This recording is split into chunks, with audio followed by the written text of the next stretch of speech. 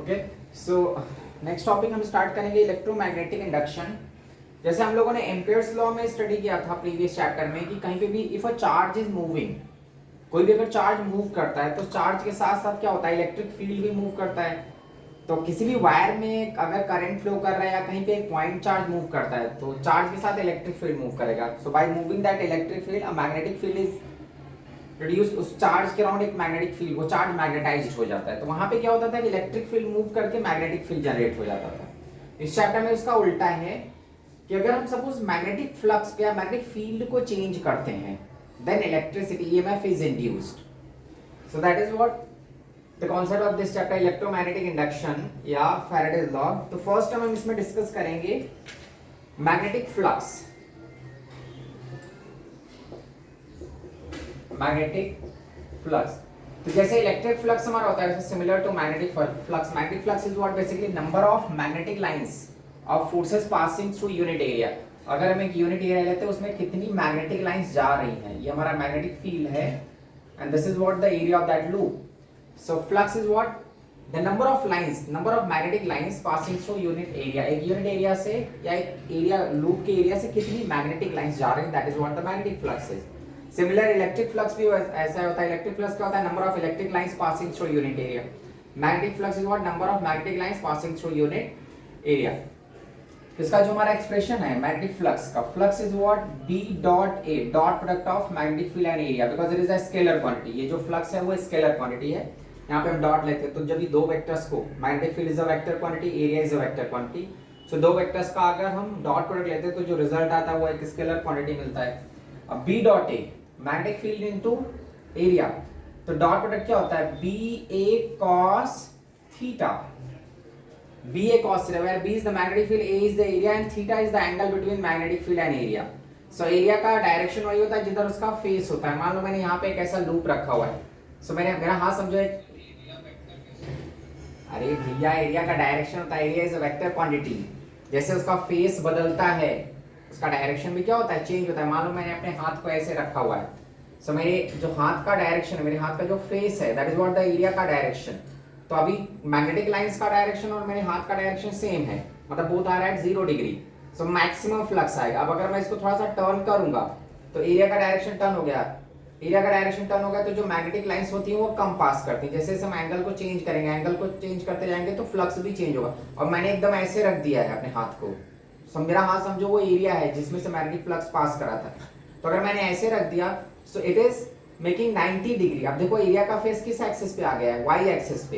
ये जो मार्कर है वो एरिया के फेस को शो कर रहा है। तो एरिया का जो फेस है वो मैग्नेटिक लाइन से 90 डिग्री बना रहा है। तो व्हेन यहाँ पे 90 हो जाएगा तो cos 90 क्या हो जाएगा, 0, मतलब कोई भी फ्लक्स पास ही नहीं कर रहा है। तो यहाँ पे इस केस में अगर मैं अपने हाथ को ऐसे रखता हूँ, when that area is making, face of the area is making 0 degree with the magnetic field, तो 0 डिग्री पे फ्लक्स मैक्सिमम था, मैक्सिमम नंबर ऑफ लाइंस देखो पास कर रहे हैं मेरे हाथ से। लेकिन मैंने अगर इसको ऐसे रख दिया है तो now that area is making 90 degree, area is perpendicular to the magnetic field, तो कोई फ्लक्स ही नहीं जा रहा है। अब मेरे हाथ को कोई लाइंस क्रॉस नहीं करनी मैग्नेटिक लाइंस, तो उस केस में फ्लक्स क्या हो गया है, 0। सो एरिया इज अ वेक्टर, मतलब एरिया का जो हमारा फेस होता है उसका वही डायरेक्शन होता है। तो it is dot product of magnetic field into area. Magnetic field जरूरी है, एरिया भी जरूरी है, उसके बाद उनके बीच में एंगल कितना बन रहा है ये भी मैटर करता है। सेम लूप अगर लेते हैं और एंगल हम बदल देते हैं तो जो फ्लक्स होगा, जो नंबर ऑफ लाइंस होंगी वो क्या होंगी, चेंज होती जाएंगी। क्लियर। सो एरिया का फेस मैटर करता है कि वो मैग्नेटिक लाइन से किस फेस में, मतलब कितना एंगल बना रहा है। तो magnetic flux is equal to B dot A या बी ए कॉस थीटा। कोई टीचर कुछ, मान लो कोई ट्यूबलाइट है, ट्यूबलाइट या कोई बल्ब जल रहा है, सो अब उस बल्ब के सामने तुम कोई भी लूप रखते हो, मान लो जैसे यहाँ पे बल्ब है, बल्ब से लाइट रेज ऐसे निकल रहे हैं, मैंने उसके सामने अपना हाथ रखा, तो मैं अपने हाथ को कैसे रखता हूँ ये भी मैटर करता है ना, कि कितनी इंटेंसिटी मेरे हाथ पे आएगी, कितनी लाइट रेज मेरे हाथ पे आएगी। अगर मैं हाथ को ऐसे रख दूंगा, ठीक है, बल्ब के सामने, तो मेरे हाथ की साइड से लाइंस जो लाइट रेज होंगी वो पास करेंगे, बट मेरे हाथ को क्रॉस नहीं करेंगे। अगर मैं ऐसे रखता हूँ तो मैक्सिमम रेज मेरे हाथ पे हिट करेंगे। सो एरिया का डायरेक्शन मैटर करता है कि हम एरिया के डायरेक्शन को कैसे चेंज कर रहे हैं। So area is also a vector quantity. तो flux is what B dot A. कोई टीचर पढ़ा रहा है तब तुम उसके सामने कैसे फेस, ऐसा नहीं सर पढ़ा रहे हैं तुम सर के सामने फेस करके बैठे हो, सारी बातें सुन रहे हो, तो तुम मैक्सिमम नॉलेज जो वो समझा रहे हैं मैक्सिमम चीजें सीखोगे ना। अब ऐसा नहीं कि सर समझा रहे हैं तो उसकी तरफ मुंह फेर के बैठे हो पीछे की तरफ, तो उसके इसमें क्या होगा कि पूरा ज्यादा नॉलेज नहीं गेन कर पाओगे ना। तो तुम्हारा फेस कैसे है, सर जिधर एक्सप्लेन कर रहे हो उधर ही देख रहे हो, तो या तुम अपने मनमानी की तरह दीवार देख रहे हो, सर पढ़ा रहे हैं बोर्ड पे, तुम बोर्ड देख ही नहीं रहे हो, तुम दीवार देख रहे हो, तो उसके इसमें क्या होगा, जो नॉलेज का फ्लक्स आएगा वो कम आएगा। तो ठीक है, so five is equal to और बी डॉट ए। ऐसा नहीं कि तुम क्लास में प्रेजेंट हो, टीचर भी प्रेजेंट है, तो तुम्हारा डायरेक्शन भी मैटर करता है। भाई तुम टीचर को देख रहे हो या नहीं देख रहे हो, उनकी बातों को सुन रहे हो नहीं सुन रहे हो। ऐसा नहीं तुम्हारे केवल क्लास में बैठने से सारी चीजें नहीं सीखोगे, तुमको फोकस करना होगा सर पे कि वो क्या समझा रहे हैं, क्या एक्सप्लेन कर रहे हैं बोर्ड पे। तो that is B A cos theta, magnetic field area and cos theta. तो थीटा मैटर करता है। इसी को अगर मैं टर्न, इसको ऐसे मैं घुमा देता हूँ, यहाँ पे देख लो, अगर मैं लूप को ऐसे टर्न कर दिया, ऐसे बना दिया लूप, तो अभी क्या होगा, मैग्नेटिक फील्ड इस डायरेक्शन में और एरिया इस डायरेक्शन, एरिया का डायरेक्शन होता है जिधर उसका फेस होता है, तभी एंगल कितना बना है 90 डिग्री, मतलब मैग्नेटिक फील्ड में एरिया में 90 डिग्री हो गया, तो cos 90 क्या हो जाएगा, जीरो। तो देखो इस लूप में कोई फ्लक्स पास ही नहीं कर रहा है, कोई भी मैग्नेटिक लाइन इस लूप को क्रॉस करके नहीं जा रही है, तो इसके में फ्लक्स क्या हो गया, जीरो। तो ये डिपेंड करता है एरिया पे, इसलिए यहाँ पे हम एंगल को भी कंसीडर करते हैं। Flux is what, B A cos theta. This is what the magnetic flux, which depends on three factors. It depends on the magnetic field, magnetic intensity कितनी ज़्यादा है, it depends on the area and it depends on angle between area and magnetic field. तो जो flux है वो तीन factors पे depend कर रहा है, मैग्नेटिक फील्ड पे, एरिया पे और एंगल पे। ठीक है, तुम क्लास में बैठे हुए हो तो तीनों चीजें रिस्पॉन्सिबल है। टीचर कौन है, कौन समझा रहा है, उसका फील्ड कितना है, तुम क्लास में हो या नहीं, और उसके बाद हो भी तो तुम किधर देख रहे हो, किधर फोकस्ड हो, तीनों चीजें मैटर करती हैं नॉलेज गेन करने के लिए। क्लियर? तो मैं सर भी होने चाहिए जो अच्छे से समझा रहे हैं, तुम भी होने चाहिए, और तुम्हारा डायरेक्शन भी सर की तरफ ही फोकस्ड होना चाहिए। तुम्हारा पूरा ध्यान, कंसंट्रेशन किस पे होना चाहिए, सर क्या एक्सप्लेन कर रहे हैं उस पर, तब तुम जाके मैक्सिमम चीजें सीख पाओगे। ऐसा नहीं कि बहुत इंटेलिजेंट सर हैं, वर्मा जी पढ़ा रहे हैं और तुम उनकी तरफ देख ही नहीं रहे, तुम किधर और अपने फटीचर दोस्त की तरफ देख के बैठे थे। तुम्हारे बगल में तुम्हारा कोई फटीचर दोस्त बैठा हो, तुम उसकी तरफ फोकस्ड हो कि वो कल कहाँ गया था पार्टी करने, और वर्मा साहब पढ़ा रहे हैं, तो तुम कुछ सीख पाओगे?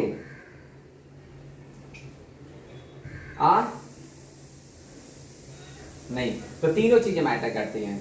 वर्मा जी पढ़ा रहे हैं, तुम भी क्लास में हो, तुम सीधा उनकी तरफ ही फोकस्ड हो, तब तुम सीख पाओगे। तुम अपने दोस्त को देखते रहोगे, उनसे 90 डिग्री बना के तुम उनकी बात को सुन ही नहीं रहे हो, तब कुछ नहीं सीख पाओगे। तो तीनों चीजें मैटर करती हैं, मैग्नेटिक फील्ड, एरिया और angle. So this is what the magnetic flux is. अब अकॉर्डिंग टू फैराडेज, जो फैराडेज आपने एक्सपेरिमेंट किया था, उन्होंने क्या किया, एक पहला केस हम लेते हैं, कॉइल लिया, कॉइल में बल्ब कनेक्ट कर दिया। बल्ब क्यों कनेक्ट किया कि अगर इस कॉइल में कोई इलेक्ट्रिसिटी जनरेट हो रही है तो बल्ब ग्लो करेगा। पहले यहाँ पे मैग्नेट रख दिया, this is what north and south, मतलब यहाँ पे कोई मैग्नेट है जो रेस्ट में है। Initially this magnet is at rest. तो अब ये मैग्नेट अगर रेस्ट में, तो इससे मैग्नेटिक लाइंस पास करेंगी, बिकॉज नॉर्थ पोल है तो लाइंस को जनरेट करेगा। तो इस जो मैंने कॉइल लिया है, जो मैंने लूप लिया है, वहां से मैग्नेटिक फ्लक्स जा रहा है, because number of magnetic lines are passing through that loop. But इस केस में क्या हो रहा है कि जो मैग्नेटिक फ्लक्स है वो चेंज नहीं हो रहा है, because this magnet is at rest, ये मैग्नेट रुका हुआ है। तो if suppose 100 lines are passing through this loop, तो अभी 100 लाइंस जा रही है, थोड़े टाइम बाद भी वो 100 लाइंस ही जा रही हैं, तो ये बल्ब ग्लो नहीं करता, बिकॉज यहाँ पे इलेक्ट्रिसिटी इंड्यूस नहीं हो रही, फ्लक्स चेंज नहीं हो रहा है। फ्लक्स चेंज होना चाहिए अकॉर्डिंग टू फैराडेज लॉ। जब फ्लक्स चेंज होता है तो इलेक्ट्रिसिटी इंड्यूस होता है, ईएमएफ इंड्यूस होता है। तो इस केस में क्या हो रहा है, मैंने मैग्नेट रख दिया, मैग्नेट का मैग्नेटिक फील्ड है बहुत ज्यादा, बट इस मैग्नेटिक फील्ड में, मैग्नेटिक फ्लक्स में कोई चेंजेस नहीं आ रहे हैं, तो यहाँ पे ईएमएफ इंड्यूस नहीं करता। तो इस केस में क्या है, जो फ्लक्स है ना वो कांस्टेंट है। If this magnet is stationary,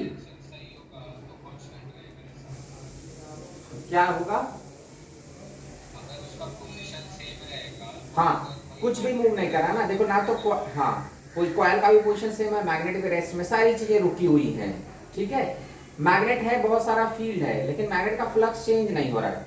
ठीक है, तो फ्लक्स कांस्टेंट है, तो ईएमएफ इंड्यूस नहीं होता, no EMF, no EMF is induced. तो यहाँ पे कोई ईएमएफ इंड्यूस नहीं हुआ। क्लास में टीचर है, बहुत इंटेलिजेंट टीचर है, क्लास में आके बैठा हुआ है, स्टूडेंट भी बैठे हुए, टीचर भी बैठा हुआ ही है। ठीक है, तो इससे थोड़ी ना स्टूडेंट सीख लेंगे, वो टीचर को क्या करना पड़ेगा, एक्सप्लेन करना पड़ेगा, चीजों को सिखाना पड़ेगा। अगर वो जस्ट बैठा हुआ है तो उससे कोई फर्क नहीं पड़ता। ये मैग्नेट क्या है, बैठा हुआ है, इधर जो फ्लक्स जा रहा है वो फ्लक्स में चेंज ही नहीं आ रहा। फ्लक्स तो है, यहाँ पे फ्लक्स है, लेकिन वो फ्लक्स में चेंज आना चाहिए, यहाँ पे फ्लक्स में चेंज नहीं आता, तो ईएमएफ इंड्यूस नहीं होता, इसलिए बल्ब ग्लो नहीं करता। सेकेंड केस, अगर मान लो हम इस मैग्नेट को पास में ले जाते हैं उस कॉइल के, मान लो इस मैग्नेट को हम पास में ले जाएंगे, तो जब ये मैग्नेट पास में ले जाओगे तो यहाँ पे जो नंबर ऑफ लाइंस हैं उनकी इंटेंसिटी, बिकॉज पहले क्या होती है जो बाहर लाइंस जाती रहती है ना वो भी अंदर जाने लगेंगी उस लूप के, ठीक है। अभी क्या कुछ लाइंस अंदर जा रही हैं, कुछ लाइंस बाहर जा रही हैं, but this magnet is at rest. तो यहाँ पे अगर 100 लाइंस है तो 100 लाइंस कांस्टेंट है, मतलब फ्लक्स में कोई चेंज ही नहीं आ रहा है। अब अगर ये मैग्नेट पास में जाता है, ठीक है, इस मैग्नेट को हम पास में ले आएंगे तो बाहर की लाइंस भी उस लूप के अंदर से जाने लगेंगी, मतलब जो मैग्नेटिक फ्लक्स है, number of magnetic lines of forces वो इंक्रीज करेंगे। तो व्हेन मैग्नेटिक फ्लक्स इंक्रीजेस यहाँ पे ईएमएफ इंड्यूस्ड हो जाता है, मतलब ये बल्ब ग्लो करने लगेगा, मतलब यहाँ पे एक इलेक्ट्रिसिटी इंड्यूस्ड होगी। अब वो जो इंड्यूस्ड इलेक्ट्रिसिटी है वो डिपेंड करेगा ये कितना ज्यादा फास्ट रेट से चेंज हो रहा है। अगर बहुत हाई स्पीड से अंदर जा रहा है तो मतलब जो फ्लक्स में चेंज है वो बहुत ज्यादा होगा, तो ज्यादा हाई ईएमएफ इंड्यूस्ड। अगर स्लोली जा रहा है तो थोड़ा है, जितना जो रेट ऑफ चेंज है ना उस पर डिपेंड करेगा ईएमएफ। अगर रेट ऑफ चेंज बहुत फास्ट है तो ज्यादा ग्लो करेगा bulb, rate of change slow है तो बल्ब कम ग्लो करेगा, मतलब चेंज इज रिक्वायर्ड। चेंज जब तक नहीं होगा फ्लक्स की वैल्यू, यहाँ पे ईएमएफ इंड्यूस नहीं होता। मैग्नेट के रहने से यहाँ पे फील्ड है, बट फील्ड होने से इलेक्ट्रिसिटी नहीं जनरेट होती, फील्ड को चेंज करना पड़ता है, ठीक है। तो चाहे हम मैग्नेट को पास में ले या मैग्नेट को दूर, केवल मैग्नेट यहाँ पे रख दिया, यहाँ पे बहुत हाई स्ट्रेंथ का मैग्नेटिक फील्ड डेवलप हो चुका है, लेकिन उस मैग्नेटिक फील्ड में कोई चेंज नहीं आ रहा है तो इलेक्ट्रिसिटी इंड्यूस नहीं होती। जैसे एक चार्ज है ना, अगर चार्ज कितना भी बड़ा चार्ज हो, अगर वो रेस्ट में है तो वो मैग्नेटाइज नहीं होगा, चाहे जितना भी पावरफुल चार्ज हो, उस चार्ज को मूव करना पड़ेगा। अगर वो चार्ज मूव करता है देन इट गेट्स मैग्नेटाइज्ड। जब तक चार्ज रेस्ट में रहता है, चाहे जितना भी बड़ा चार्ज हो, उसमें बहुत ज्यादा हाई स्ट्रेंथ का इलेक्ट्रिक फील्ड है, बट वो मैग्नेटाइज नहीं हो सकता। तो मैग्नेटाइज होने के लिए क्या इलेक्ट्रिक फील्ड मूव करना चाहिए, वो इलेक्ट्रिक लाइंस मूव करनी चाहिए। इन द सिमिलर वे में यहाँ पे इलेक्ट्रिसिटी इंड्यूस होने के लिए जो मैग्नेटिक फ्लक्स है, ये कांस्टेंट मैग्नेटिक फ्लक्स, बहुत पावरफुल मैग्नेट रख दिया, यहाँ पे बहुत हाई स्ट्रेंथ का फ्लक्स है, हाई मैग्नेटिक फ्लक्स है, लेकिन उसमें चेंज नहीं हो रहा है तो इलेक्ट्रिसिटी नहीं इंड्यूस होगी। तो चेंज करने के लिए क्या करेंगे, या तो कॉइल को मूव कराओ, या तो इस मैग्नेट को मूव कराओ, या फिर कॉइल को टर्न करो, कैसे भी कुछ काम करो, या तो मैग्नेट को पास में ले जाओ, या तो कॉइल को पास में ले जाओ, या तो इस कॉइल को घुमाओ, कैसे भी somehow you have to change that flux। कैसे भी करके अगर फ्लक्स को चेंज करोगे then EMF is induced। तो आप देखते हैं सेकंड केस में मैं इस कॉइल को पास में ले जा रहा हूँ, इस ये बल्ब है, मैग्नेट को पास में ले जा रहा हूँ north and south, this magnet is moving towards the coil. तो पहले मान लो यहाँ पे कुछ लाइंस जा रही, बाकी लाइंस बाहर निकल रही थी। जब ये मैग्नेट एकदम पास में जाएगा, जैसे जैसे मैग्नेट क्लोज होता जाएगा तो यहाँ पे जो फ्लक्स है दैट फ्लक्स इंक्रीजेस, ये बल्ब ग्लो करने लगता है। So here EMF is induced due to increase in flux. ये मैग्नेट पास में गया, फ्लक्स इंक्रीज कर गया, फ्लक्स इंक्रीज हुआ मतलब फ्लक्स चेंज हुआ, तो फ्लक्स चेंज हुआ देन ईएमएफ इज इंड्यूस्ड। दोनों के मतलब तुम फ्लक्स को बढ़ा भी सकते हो, घटा भी सकते हो, ऐसा नहीं फ्लक्स बढ़ना ही चाहिए। अगर फ्लक्स को दूर ले जाओगे then also EMF is induced, मतलब चेंज होना चाहिए, either you are increasing the flux or you are decreasing the flux। चाहे तुम फ्लक्स को बढ़ाओ या फ्लक्स को घटाओ, कुछ भी करो बट चेंज होना चाहिए। या फिर तुम मैग्नेट को रोक के रखते हो तो इस कॉइल को रोटेट करो, कुछ अगर इस कॉइल को रोटेट करेंगे then also there is change in flux, flux change होगा तो EMF is induced, मतलब somehow you have to change the flux। चाहे जो करो, तीन चीजें हैं, या तो तुम मैग्नेटिक फील्ड को बढ़ाओ, या तो तुम एरिया को बढ़ाओ, या तो फिर एंगल को डिस्टर्ब करो, somehow you have to change the flux। किसी एक रास्ते से, किसी एक वे से तुम अगर फ्लक्स को चेंज करने में कामयाब हो गए, इसका मतलब ईएमएफ इंड्यूस्ड होगा। सो ईएमएफ तभी इंड्यूस्ड होता है जब फ्लक्स चेंज होता है। अगर ईएमएफ फ्लक्स चेंज नहीं हो रहा है तो ईएमएफ इंड्यूस्ड नहीं होगा। चेंज चाहिए। क्लास है, क्लास में बहुत इंटेलिजेंट टीचर आके बैठा हुआ है, वो कुछ पढ़ा ही नहीं रहा है, तो बच्चे कुछ नॉलेज गेन नहीं करेंगे। तो या तो फिर तुम टीचर को फोर्स करो पढ़ाने के लिए, या फिर टीचर बच्चों को फोर्स करे पढ़ने के लिए, मतलब उनको फोकस करने के लिए फोर्स करे, और टीचर सब चीजें क्लियर एक्सप्लेन। तो कुछ भी करना है अपने को, कैसे भी करके सीखना है अगर, तो या तो टीचर को फोर्स करना होगा बच्चों को पढ़ने के लिए, या फिर बच्चों को टीचर को फोर्स करना होगा, सर पढ़ाओ, टाइम पास मत करो, ठीक है। तो कैसे भी करके चेंज चाहिए। यहाँ पे अगर फ्लक्स चेंज होगा, तुम कैसे फ्लक्स चेंज करने का केवल एक ही रास्ता नहीं होता कि मैग्नेट को पास में ले जाओ, मैग्नेट को रोक के रखो, तो कॉइल को आगे पीछे करो, कॉइल को भी मूव कराओगे तो भी तो फ्लक्स बढ़ेगा या घटेगा, तो you have to change the flux. अगर कैसे भी फ्लक्स चेंज होता है तो EMF is induced by changing the magnetic field, by changing the area or by changing the angle। तो किसी एक रास्ते से अगर तुम किसी एक वे से फ्लक्स को चेंज करते हो then EMF is induced। यही फैराडेज लॉ। इस मैग्नेट को मैं दूर ले जाऊंगा then also EMF is induced। जैसे मान लो पहले ये बल्ब है, ये मैग्नेट एकदम पास में था and it is moving away। जब ये पास में रहेगा तो यहाँ पे मैग्नेटिक लाइन ज्यादा जाएंगी, दूर हो जाएगा, यहाँ पे नॉर्थ एंड साउथ है तो मैग्नेटिक लाइंस क्या होंगे, डिक्रीज करेंगी, तो then also EMF is induced। ठीक है, So either you are increasing the flux or decreasing the flux in both the cases. चाहे फ्लक्स को बढ़ाओ या फ्लक्स को घटाओ, in both the cases EMF is induced. जो ईएमएफ का डायरेक्शन बदल जाता है फ्लक्स के बढ़ने या घटने से, बट ईएमएफ के डायरेक्शन के अकॉर्डिंग हमारा बल्ब तो जल ही रहा है ना, ग्लो तो हो ही रहा है, तो ईएमएफ तो इंड्यूस हुआ ही। Clear? So this is what the Faraday's law. According to Faraday's law, whenever there is change in flux,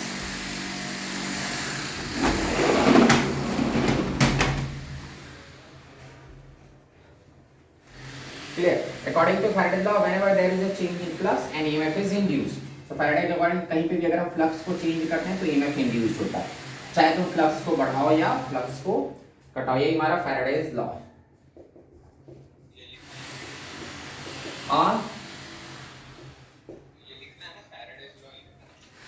अरे मैं तुमको नोट भेजूंगा ना, तो तुम अभी समझो, समझना जरूरी है, ठीक है? हाँ है मेरे पास, ठीक है? So according to Faraday's law, अरे क्या बोलो, सुनाई नहीं दे रहा।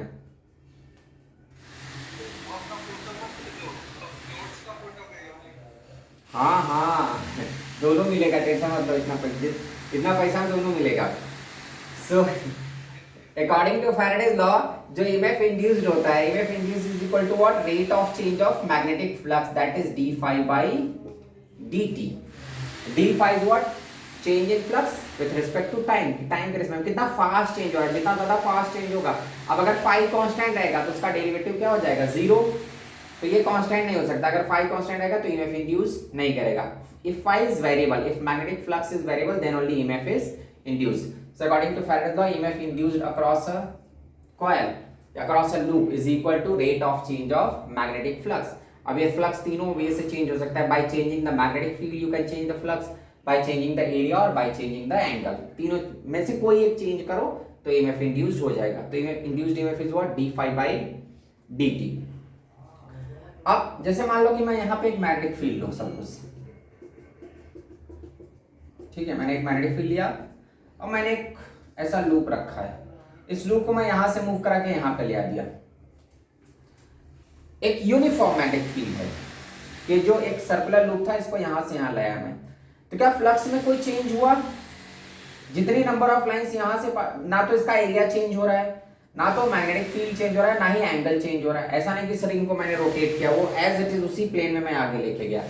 तो अगर इसमें तुम बल्ब कनेक्ट करते हो ना तो वो बल्ब ग्लो नहीं करेगा, बिकॉज इस केस में ईएमएफ इंड्यूस्ड नहीं हो रहा है। ये रिंग में, ये जो रिंग है हमारा, ये यहां से यहां तक जा रहा है, तो यहां पे जितना फ्लक्स पास कर रहा है सेम फ्लक्स यहां पे भी है। So no EMF is induced in this case. यहां पे ईएमएफ क्या हो जाएगा? 0।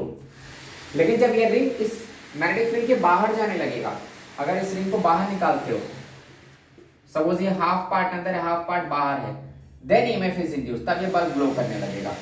in that case, because जब ये रिंग बाहर जा रहा है ना, तो इसका मतलब फ्लक्स, जो इसके अंदर फ्लक्स होंगी वो डिक्रीज करते जाएगी। एरिया, जो एरिया है मैग्नेटिक फील्ड के अंदर, वो डिक्रीज करेगा जहां तक मैग्नेटिक लाइंस हैं, तो flux decreases, so EMF is induced। तो जब तक ये रिंग एक यूनिफॉर्म फील्ड में मूव कर रहा है, कोई EMF इंड्यूस नहीं हुआ, बिकॉज मैग्नेटिक फ्लक्स में चेंज ही नहीं आ रहा था।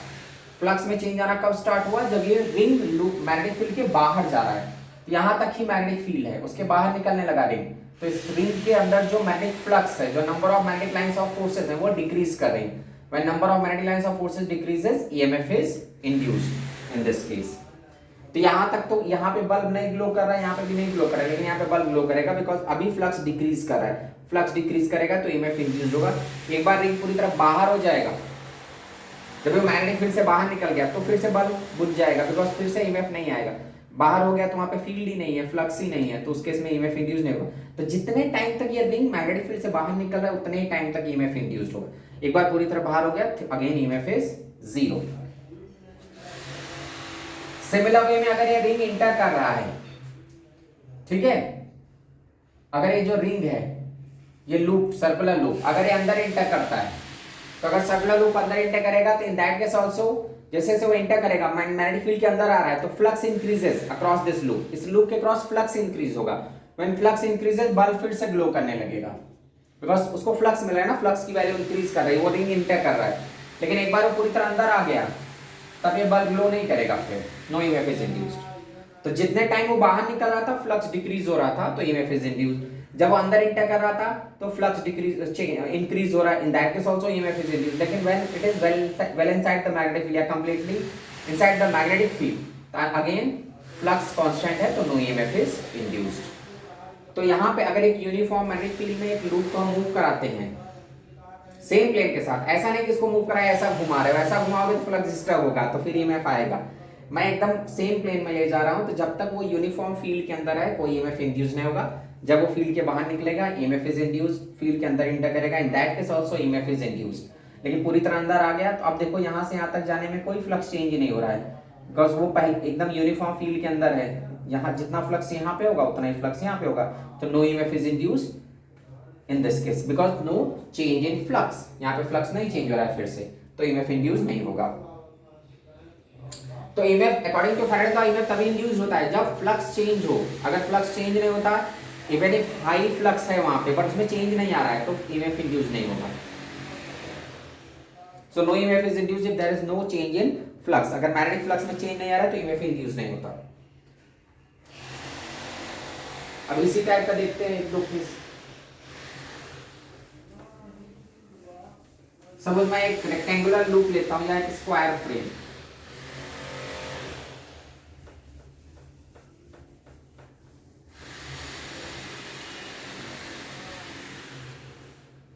ठीक है। यहां पे हमारा एक यूनिफॉर्म मैग्नेटिक फील्ड है,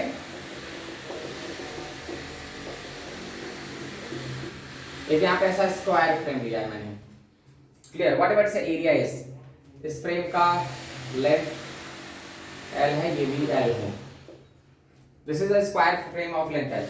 तो अगर ये फ्रेम यहां से आगे बढ़ता है तो ये बल्ब ग्लो करेगा नहीं ग्लो करेगा। अगर यहाँ बल्ब में कनेक्ट करके रखता हूं तो ये ग्लो नहीं करेगा, बिकॉज जितना लाइंस यहाँ पे है, because it is moving in a uniform magnetic field, ये एक यूनिफॉर्म मैग्नेटिक फील्ड है।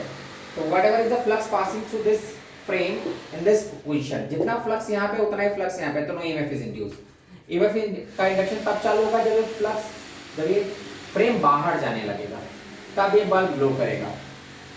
बिकॉज जैसे वो फील्ड के बाहर जा रहा है, the magnetic flux inside this frame decreases, magnetic flux decrease हो रहा है बिकॉज अब ये फ्रेम बाहर निकल रहा है, तो यहाँ पे फ्लक्स डिक्रीज करेगा। When flux decreases EMF is induced.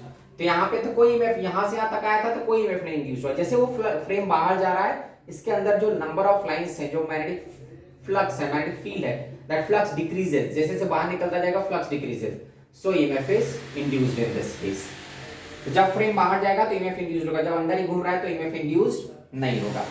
अब उस इंड्यूस्ड ईएमएफ को हम कैलकुलेट कैसे करेंगे, how that EMF is calculated. तो यहाँ पे देखो चेंज क्या हो रहा है, मैग्नेटिक फील्ड तो हम चेंज नहीं कर रहे हैं, जो एरिया है, जो फ्रेम का एरिया है, the area which is inside the magnetic field, that area is decreasing. जैसे जैसे ये फ्रेम बाहर जा रहा है एरिया डिक्रीज कर रहा है। When area decreases, मैंने क्या बोला कि either you have to change the field or you have to change the area or you have to change the angle, तीनों में कोई एक भी चेंज हो जाता है तो फ्लक्स चेंज हो जाएगा, and when flux changes then EMF is induced. So in this case the area of the loop which is inside the magnetic field के अंदर जो loop का area है, that area is variable। जैसे जैसे frame बाहर जा रहा है एरिया डिक्रीज करेगा, when area decreases flux change होगा, फ्लक्स चेंज होगा तो EMF is induced। ये बल्ब इसीलिए ग्लो कर रहा है। अब हम उसको कैलकुलेट कैसे करेंगे, मान लो ये हमारा वो मैग्नेटिक रीजन है जहां से फ्रेम बाहर निकल रहा है, ठीक है, ये फ्रेम बाहर जा रहा है, this is a square frame, v velocity से वो आगे जा रहा है। The length of this square frame is l, इस स्क्वायर फ्रेम का जो लेंथ है that is l, and the width, जो पार्ट फील्ड के अंदर है, the part of the width which is inside the magnetic field, वो केवल x है, पूरा का पूरा लेंथ फील्ड के अंदर नहीं, केवल x लेंथ ही फील्ड के अंदर है। तो अगर मान लो आगे जा रहा है तो EMF induced according to Faraday's law, EMF induced क्या होता है, EMF induced is equal to what, d phi by dt, rate of change of magnetic flux। अब इसी को सिंपलीफाई कर लो तो EMF क्या होगा, d dt of magnetic field into area। अब एरिया ऑफ द फ्रेम, जितने एरिया में मैग्नेटिक फील्ड है केवल वही एरिया लेना है अपने को, तो कितना एरिया हो जाएगा, L into x, this is what the area of the loop which is inside the magnetic field. जो मैग्नेटिक फील्ड के अंदर एरिया केवल उतना ही हम ले रहे हैं, पूरा का पूरा एरिया फ्रेम का नहीं ले रहे हैं, जो बाहर निकल गया उससे अपने को मतलब नहीं है। हमको केवल कितना एरिया लेना है, the area of the frame which is inside the magnetic field, तो EMF is equal to what, D D T of B L X. अब इसमें हमको डिफरेंशिएट करना है, तो बी मैग्नेटिक फील्ड तो यूनिफॉर्म है, मैग्नेटिक फील्ड चेंज नहीं हो रहा है, लेंथ भी नहीं चेंज हो रहा है, ये वाला पार्ट नहीं चेंज हो रहा है, चेंज क्या हो रहा है, केवल दिस पार्ट एक्स।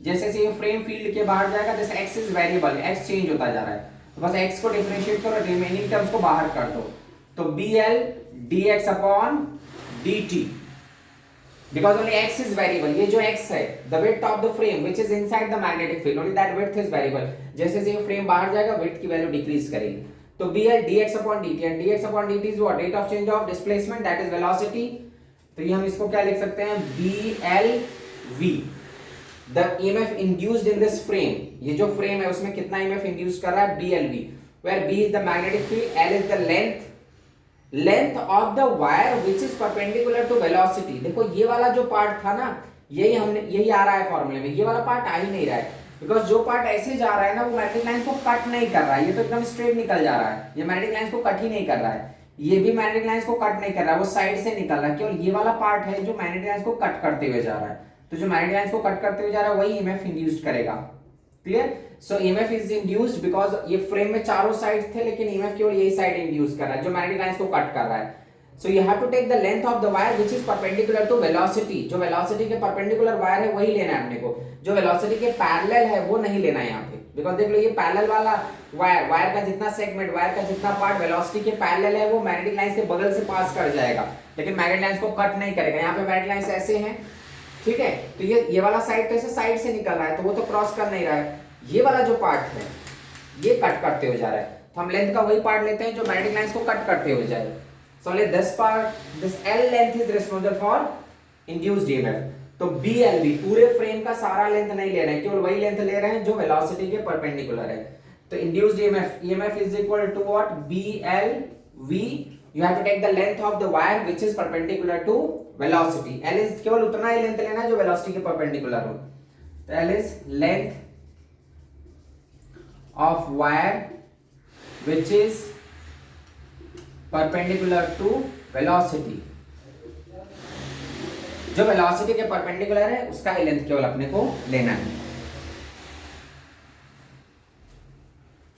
ठीक है, यहाँ पे टोटल लेंथ नहीं लेंगे, so you have to take the length of the wire which is perpendicular to velocity, जितना लेंथ वेलोसिटी के परपेंडिकुलर है केवल उतना। तो ले this part is responsible for induced EMF, side वाला ये वाला नहीं EMF इंड्यूस कर रहा है, बिकॉज वो तो लाइंस को कट ही नहीं कर रहा है, ये भी लाइंस को कट नहीं कर रहा है, केवल ये पार्ट लाइंस को कट करते हुए जा रहा है, तो only that part is responsible for induced EMF। Clear?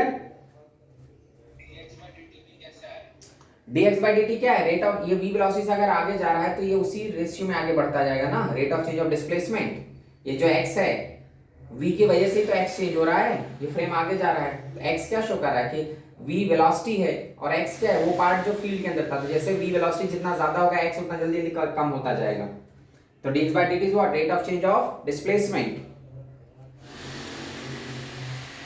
और rate of change of displacement क्या होता है, वेलोसिटी।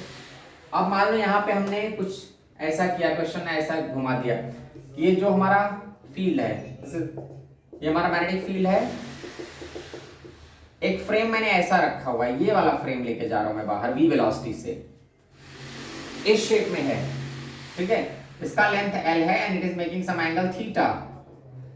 तो आप देखो इसमें कौन कौन EMF इंड्यूस करेगा, मैंने बताया पहले से कि EMF is induced because of the length which is perpendicular to velocity, तो ये तो परपेंडिकुलर है ही नहीं, तो ये तो EMF नहीं इंड्यूस करने वाला है, ये भी EMF नहीं इंड्यूस करने वाला है, और ये तो चलो बाहर ही है, इसका भी कोई चांस नहीं है, ये भी लाइंस को कट नहीं कर रहा है, ये जो पार्ट है, क्लियर, ये लाइंस को कट कर रहा है, ये जो ऐसा कुछ एंगल बना रहा है, बट इसका भी हम केवल उतना पार्ट लेंगे, the length which is perpendicular to velocity, तो ये वेलोसिटी तो ऐसी है ना, तो ये वेलोसिटी के परपेंडिकुलर नहीं है, तो यहां से हम एक परपेंडिकुलर सेगमेंट लेंगे, केवल इतना, ये जो मैं डॉटेड लाइन बना रहा हूं ना, इतना ही पार्ट EMF इंड्यूस करने वाला है बस।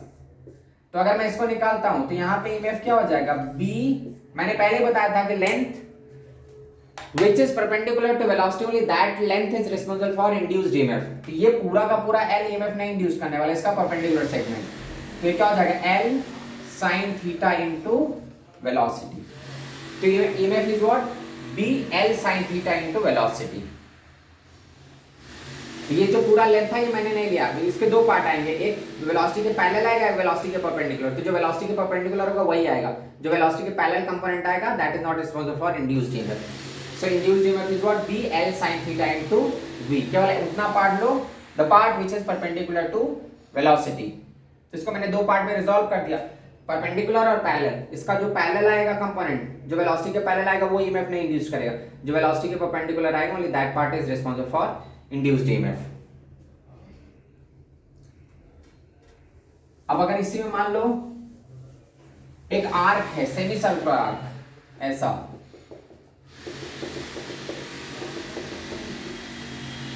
ऐसा सेमी सर्कुलर है जिसका रेडियस r है, और इसको मैं v वेलोसिटी से आगे ले जा रहा हूं। मतलब सेमी सर्कुलर वायर है, उसको तुम v वेलोसिटी से आगे खींच रहे हो, तो इसका जो टोटल वायर का लेंथ होगा वो होगा pi r, half of the circumference. But मैंने क्या बताया कि you have to take the length which is perpendicular to velocity, only that length is responsible for induced EMF. तो इसका परपेंडिकुलर कंपोनेंट लोगे तो कितना निकल के आएगा, इसका डायमीटर यहां से यहां तक, clear. You have to take the length of this arc, इस आर्क का उतना ही लेंथ लो जो इस वेलोसिटी के क्या हो, परपेंडिकुलर। तो इस आर्क का कितना लेंथ वेलोसिटी के परपेंडिकुलर होगा, that is equal to the diameter of the arc. So in this case EMF is what b into diameter, that is 2r into v। पूरा आर्क लेंथ कितना है matter नहीं करता, you have to take the length which is perpendicular to velocity। तो इस arc का velocity के perpendicular वाला पार्ट कितना है, केवल इसका diameter. So EMF is induced because of its diameter, that is b 2r into. तो इसीलिए तो इसका जब परपेंडिकुलर प्रोजेक्शन लोगे तो वो 2r डायमीटर ही आएगा ना, आर्क वाला एंगल बना रहा है इसीलिए तो पूरा का पूरा आर्क लेंथ नहीं लिया। इसका जो प्रोजेक्शन आएगा परपेंडिकुलर, अब इसके हर एक छोटे छोटे पार्ट को हम रिजॉल्व करेंगे, उससे अच्छा इसका देख लो ना, इसका परपेंडिकुलर प्रोजेक्शन, इसका कितना पार्ट है जो v के परपेंडिकुलर है, तो that is equal to the diameter. हर एक छोटे छोटे सेगमेंट एंगल बना रहे हैं, तो हमको वो एंगल बनाने का हमको केवल वर्टिकल कंपोनेंट लेना है, तो इसका पूरा वर्टिकल कंपोनेंट कितना होगा, that is equal to 2r।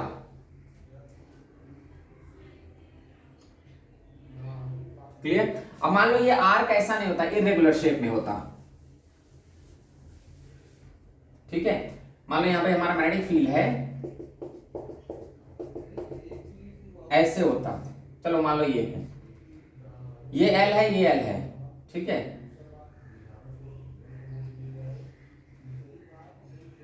और ये मतलब ऐसे ही L शेप का वायर है, ठीक है, जो v वेलोसिटी से आगे जा रहा है। हाँ, तो ये थीटा, ये भी थीटा है, तो कितना होगा इसका परपेंडिकुलर L sin थीटा, इसका भी L sin थीटा। तो in this case EMF is b into 2L sin theta into v। Clear. चलो एक और क्वेश्चन देखो, मैं बस शेप बदलते जा रहा हूं। मान लो हमारा ये मैग्नेटिक फील्ड है, एक ऐसा पार्ट है, ऐसा और